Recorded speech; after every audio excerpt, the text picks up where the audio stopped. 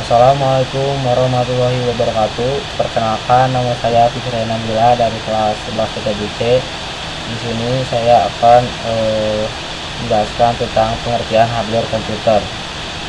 Jadi, apa sih itu hardware komputer?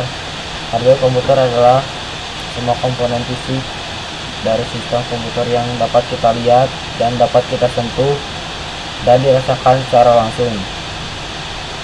Hardware ini bekerjasama dengan software, yaitu perangkat lunak dan firmware si pengguna komputer untuk melakukan berbagai proses seperti pengiriman data, penyimpanan, dan output informasi. Jadi apa sih fungsi si hardware komputer ini? Itu menerima input data atau perintah dari si pengguna, memproses data sesuai instruksi yang diberikan, menyimpan data baik sementara maupun permanen,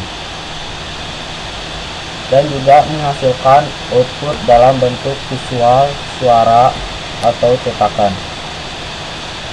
Nah, perangkat hardware itu ada beberapa macam.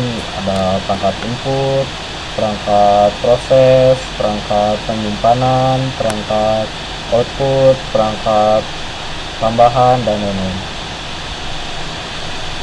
Kita bahas dulu yang perangkat input.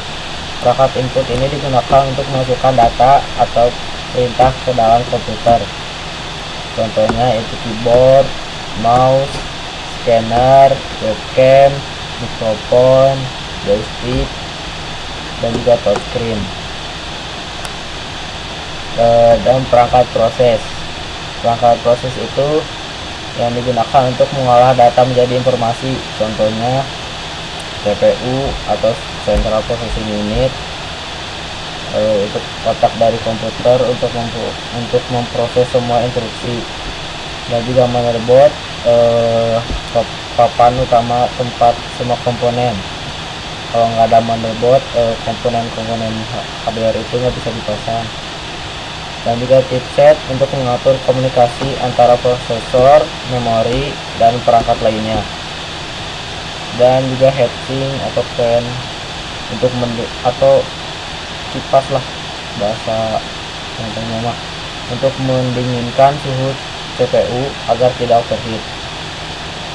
Lanjut ke perangkat penyimpanan atau storage device. Perangkat yang menyimpan data baik secara sementara maupun secara permanen. Itu ada RAM, Random Access Memory, menyimpan data sementara saat komputer aktif.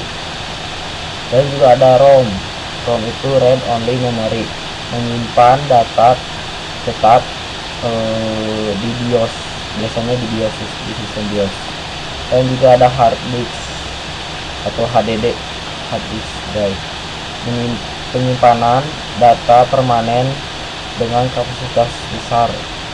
Dan juga ada SSD atau solid state drive, penyimpanan lebih cepat dan tahan guncangan. Dan juga ada flash disk dan USB drive untuk menyimpan eksternal mudah dibawa. Dan juga ada memory card dan SD card, umumnya digunakan pada kamera atau ponsel. Oke, kita lanjut ke perangkat output atau output device. Perangkat output adalah perangkat yang digunakan untuk menampilkan hasil dari pengolahan data oleh komputer. Perangkat output itu contohnya monitor untuk menampilkan data secara visual atau gambar atau video. Dan juga ada speaker untuk menghasilkan suara atau audio, dan ada juga printer untuk mencetak dokumen atau gambar. Dan juga ada proyektor untuk menampilkan tampilan komputer ke layar besar.